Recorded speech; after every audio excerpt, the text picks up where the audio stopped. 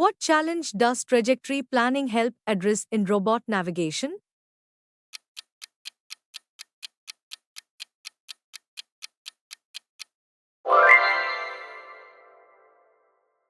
What does interpolation aim to achieve in trajectory planning?